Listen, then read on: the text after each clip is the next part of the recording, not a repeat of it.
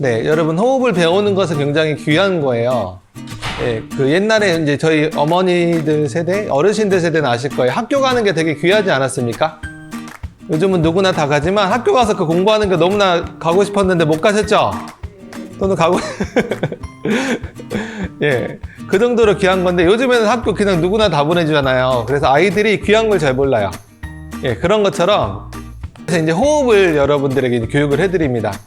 근데 이 호흡은 신선도라고 들어보셨습니까? 아, 신선도 또는 선도라고 들어보셨어요? 선도? 그 학교 다닐 때 선도부 말고요. 재밌니? 선도. 선도 수련 들어보셨습니까? 예, 선도 수련이라는 게 있어요.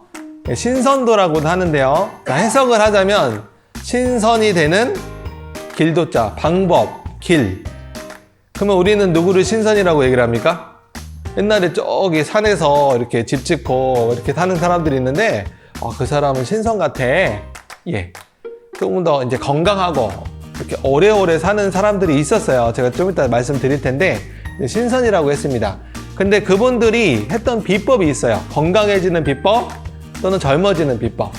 그러니까 옛날 사람들은 어떤 사람은 신선이라고 했냐면 저기 산에서 사는 어떤 그 할아버지는 아닌데 얼굴은 되게 이렇게 동자같이 피부도 탱탱하고 되게 젊어 보여요. 그런데 저분은 내가 어렸을 때도 저 모습이었는데 내가 어른이 되고 노인이 됐는데도 저 모습인 거예요. 너무나 신기하죠? 나는 늙고 병들어 가고 있는데 저 사람은 10년 전이나 지금이나 20년 후나 똑같아요. 근데 너무 신기할 거 아닙니까? 그런 사람들을 우리는 신선이라고 불렀어요. 옛날 생각 다 나시죠? 분위기 별로 좋지 않은데. 자, 제가 이제 몇 가지 좀 안내해 드릴 거 말씀을 좀 드리도록 하겠습니다. 여기 보시면 이게 지난주인가 이번 주 월요일인가 아무튼 며칠 전에 이제 신문 기사에 뜬 겁니다. 제가 재밌어서 캡처를 해놨어요. 두 분이 아버지와 아들이 아니고요. 뭐라고 되어 있어요? 중학교 동창이에요.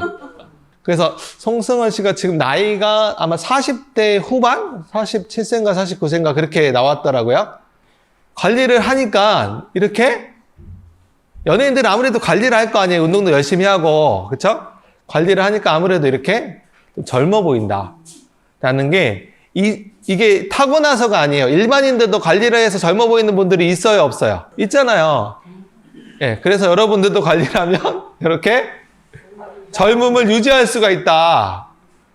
나중에 한 1000년 정도가 지난 다음에 1400년 정도가 지난 다음에 사람들의 평균 수명이 80세까지 산대 또는 100세까지 넘는 사람들이 있대라고 하면 믿을까요? 안 믿을까요? 아, 이 또라이구나. 미친 사람이구나. 그게 가능해? 뭐 외계인이야. 그러겠죠? 1800년도 산업혁명이 일어나고, 그쵸? 한 200년 전. 하더라도 평균 수명이 몇 세? 37세였다라고 합니다. 아, 예. 37세. 그 다음에 1900년도 초 조선시대 말만 하더라도 평균 수명이 몇 세? 45세였어요. 그러면 이때 사람들한테 나중에 사람이 100세까지 넘게 살 수 있대라고 하면 믿겠어요? 안 믿겠어요? 네, 절대 안 믿을 거예요. 그 다음에 그렇게 사는 사람이 있다라면 저 사람은 외계인 내지 신선이구나. 그쵸? 나와는 다른 사람들이구나 생각을 하겠죠. 그런데 이게 이제 평균 수명이긴 하지만 이때도 100세까지 사는 사람이 있었을 것이고 이때도 100세까지 사는 사람들이 있었을 거예요. 그들이 건강을 관리했던 그 방법이 바로 호흡과 명상이에요, 여러분. 그래서 신선도라고 하고요. 이 신선이 되는 비법은 너무나 귀하기 때문에 아무한테나 알려주지 않았어요. 누구한테만 알려줘요? 몇 명한테 알려줄까요? 네, 한 명한테만 전수해줬어요. 한 명한테만. 그게 신선도입니다. 그래서 그걸 배우기 위해서 스승을 찾아가요. 저한테 비법을 알려주십시오. 당신같이 되고 싶습니다. 라고 하는데 아무한테나 알려주지 않습니다. 테스트를 한단 말이에요. 몇 년 정도 테스트를 했을까요? 처음에는 마당 쓸게 시키고, 그쵸? 나무도 하게 만들고, 빨래도 하게 만들고, 밥도 하게 만들어요. 근데 정성이 부족하다. 넌 마음의 준비가 안 돼 있다면 밥상을 엎어버리는 거예요. 그래서 마음가짐이 되게 중요한 거예요. 그래서 그런 제자한테만 10년 동안 공부를 시켜서 그 통과한 제자한테만 비밀리에 전수해 주었던 그러한 비법이 바로 신선도입니다. 그런데 그게 조선시대 때까지만 하더라도 이게 전수가 되어 왔었어요. 단학이라는 이름으로. 단학수련이라고 했습니다. 단학수련. 단학이라는 건 뭐냐면 단은 붉을 단자라고 해요. 붉은 단. 붉다라는 것은 뭐를 뜻하는 거예요? 에너지, 기운을 뜻하는 거예요. 학은 학문이에요. 그래서 지금 영어, 수학, 과학, 뭐 영문학 그렇게 그런 학문이 있는 것처럼 에너지학, 기학 또는 단학이라는 게 있었습니다. 조선시대 때까지만 하더라도. 그래서 태계 이황이라든지 율곡이 그런 분들이 단학의 대가였어요. 그래서 양반집, 고위층들이 하던 그런 수행의 비법이 바로 단학입니다. 근데 그 단학 수련이 일제시대를 겪으면서 1910년도에 한일합방이 됐죠. 일제시대를 겪고 나라를 빼앗기면서 그런 수련할 시간이 어디 있어요? 먹고 살기 힘든데. 수련을 할 수 있겠습니까? 예, 내가 죽느냐 사느냐 문제인데 무슨 어디서 한가하게 앉아서 호흡을 하고 있겠습니까? 그 흐름이 끊어졌다가 1980년도에 이 단학이 현대화되면서 이 명맥을 이어져서 지금까지 40년간 왔습니다. 단학 수련을 우리나라에서 전해져 내려오던 다른 나라에도 있었을까요? 없었을까요? 대한민국이 종주국이에요. 굉장히 수준 높은 문화가 있었어요. 자, 지금은 평균 수명 80세입니다. 그러면 속도가 점점 빨라지거든요. 보세요. 100년 만에 10몇 세가 늘었고 또 100년 만에 2배로 늘었죠. 그럼 한 10년, 20년, 30년 지나면 몇 배? 2배로 늘 수도 있을까요? 없을까요? 지금 우리가 상상하지는 못했지만 이때 사람들이 그랬던 것처럼 우리는 상상을 못해요. 근데 과학자들이, 의학자들이, 전문가들이 뭐라고 얘기를 하냐면 잘만 관리하면 몇 세까지? 120세에서 150세, 어떻게 하세요? 들으셨어요? 120세에서 150세까지가 평균 수명이, 그렇게. 그러니까 100세는 그냥 넘어가요. 조금만 잘 관리하면 120에서 150, 근데 최대 몇 살까지 보는지 아십니까? 최대 200세까지 봐요. 가능할까요? 불가능할까요? 그게 왜 가능하냐면 여러분, 요즘에 어르신들 보면은 80이 되고 90이 돼도 이렇게 몸이 움직이기 힘들어가지고 누워 계십니까? 아니면 활발하게 활동을 하십니까? 그냥 활발하게 활동하다가 픽 쓰러져서 가시는 게 아니에요. 내가 지금 활발하게 팔다리 멀쩡하게 활동을 한다라면은 적어도 나는 30년, 40년, 50년 이건 좁게 보는 거. 50년 이상은 건강하게 살 수 있다라는 거예요. 근데 여러분들은 제가 이렇게 상담을 해보거나 얘기를 해보면은 내 나이가 70이 되고 80이 되잖아요. 그러면 갈 날이 몇 년 안 남았다라고 생각을 하시는 거예요. 너무나 많이 들었어요. 그런 얘기를. 자, 왜 그럴까? 왜 그런지를 알아야 돼요. 왜 그렇게 생각을 하는 걸까요? 시대가 바뀌었잖아요. 시대가 바뀌었고 사람들의 생각이 바뀌었는데 여전히 나는 바뀌지 않았다. 왜 그러냐면 나의 할아버지가, 나의 가족이, 나의 부모님이 그렇게 돌아가시는 걸 봤거든. 내 할아버지가 37세, 45세에 돌아가셨다라고 해서 나도 그렇게 되리라는 법이 있습니까?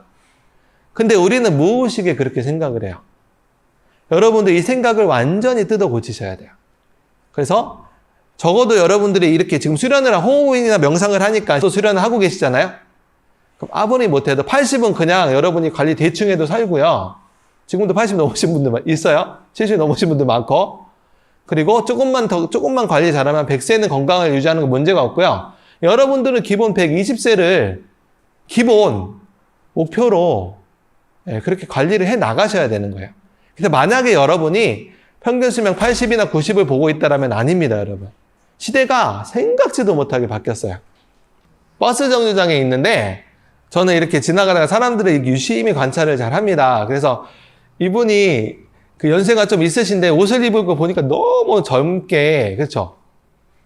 이거는 거의 뭐 대학생들이 예전에 저 한 2000년 초반에 이렇게 남방 빼서 입고 이러한 바지는 제가 대학 다닐 때 그 학생들의 어떤 그런 옷 차림새였어요. 이렇게 남방에다가 그렇게. 이분이 그렇게. 머리가 허연 노인이에요. 근데 딱 보면은 자세가 등이 그렇게 굽지도 않았고 자세도 좋아요.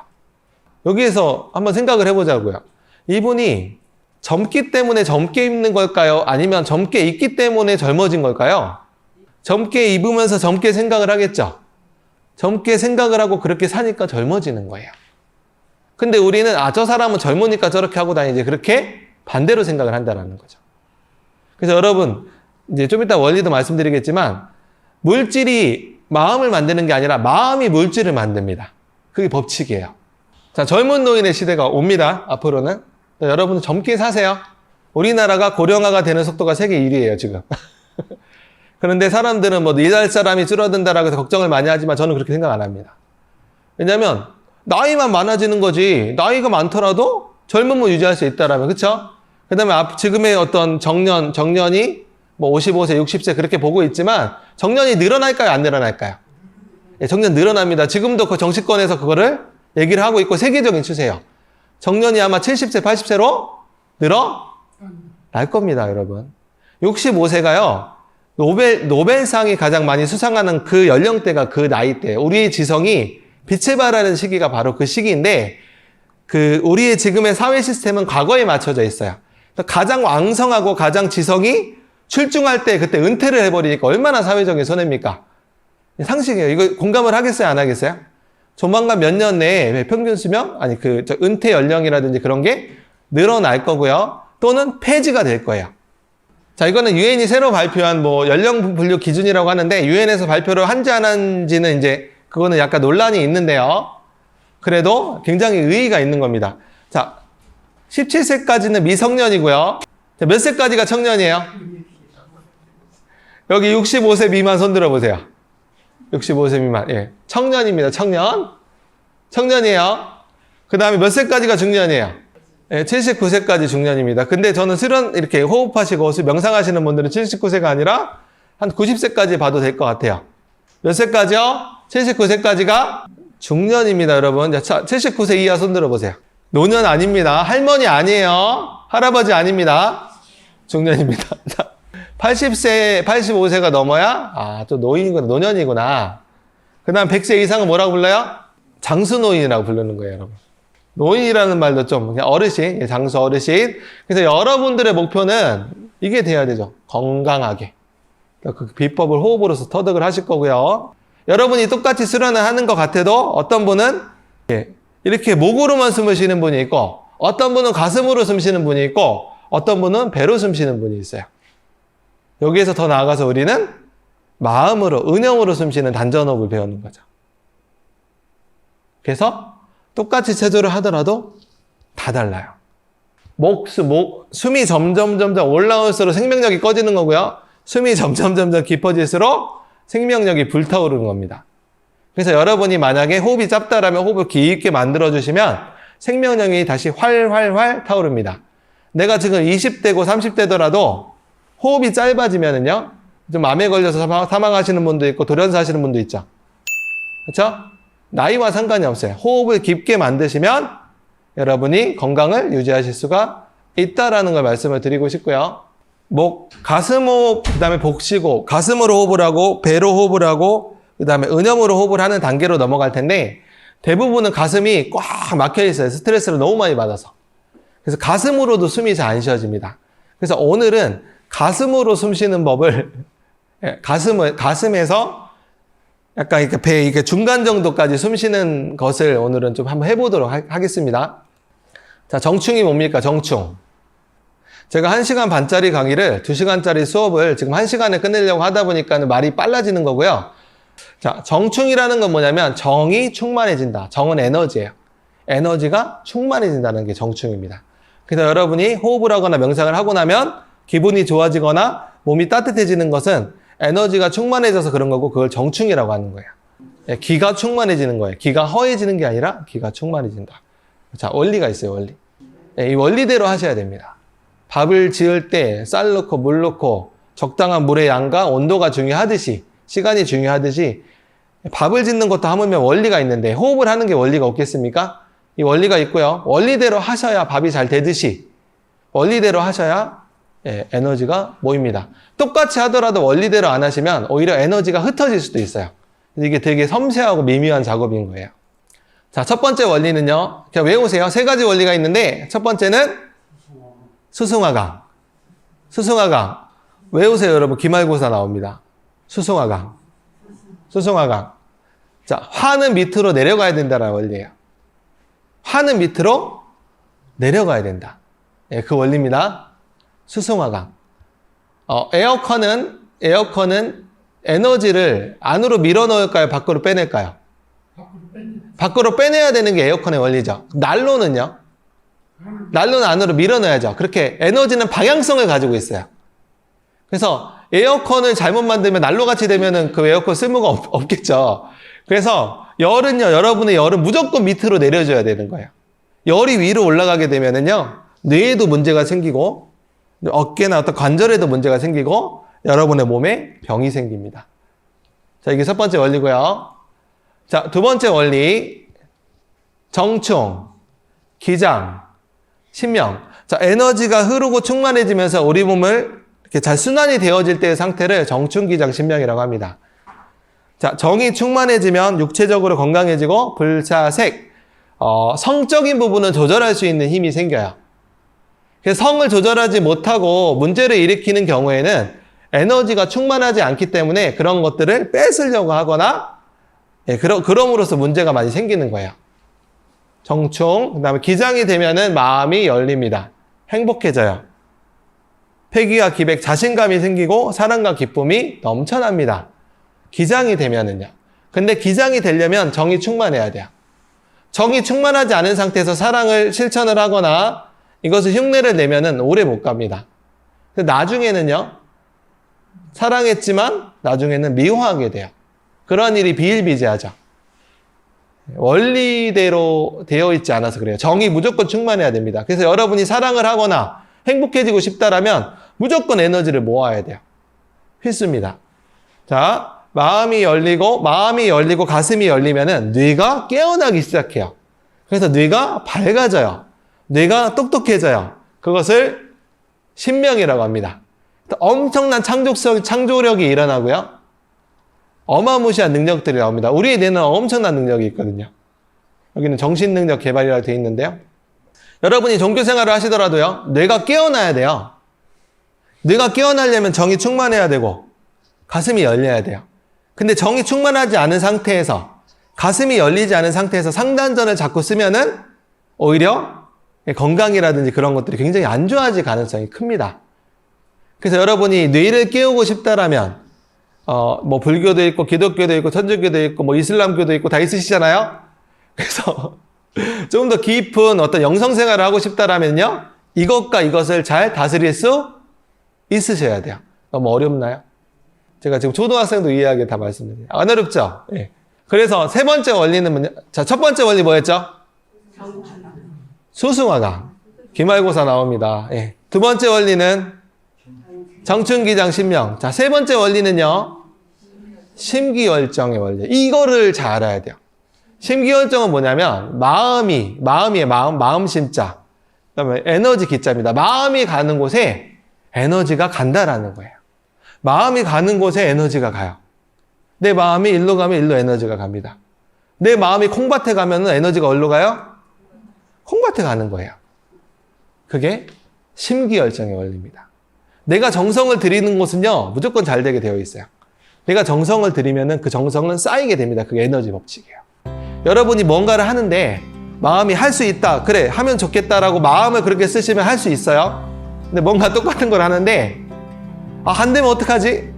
할 수 없을 것 같은데 안 되면 어떡하지? 안 되면 어떡하지? 안 되면 어떡하지? 하면 어디에 에너지가 뭐예요?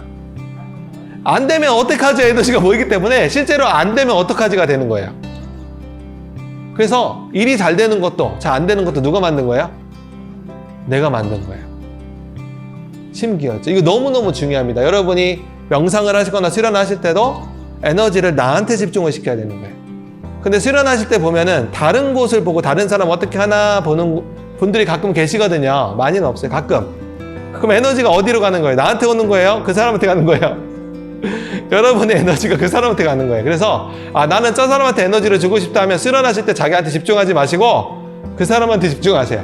네. 그리고 원장님한테 에너지를 좀 주고 싶다 하면은 수련할 때 여러분한테 집중하지 마시고 저만 계속 바라보시면 됩니다. 그러면 저는 에너지를 받아서 더 건강해지겠죠? 네. 그래서 연예인들이 인기를 얻잖아요. 인기를 얻으니까 예뻐지고 건강해지는 거예요. 연예인들. 자, 누구한테 집중하셔야 된다? 나한테 집중해야 된다. 나한테 집중을 하니까는 실제로 손바닥이 더 이게 에너지를 찍은 사진이거든요. 더 붉어졌어요, 실제로. 몸을 따뜻하게 만들려면 몸에 집중하셔야 됩니다.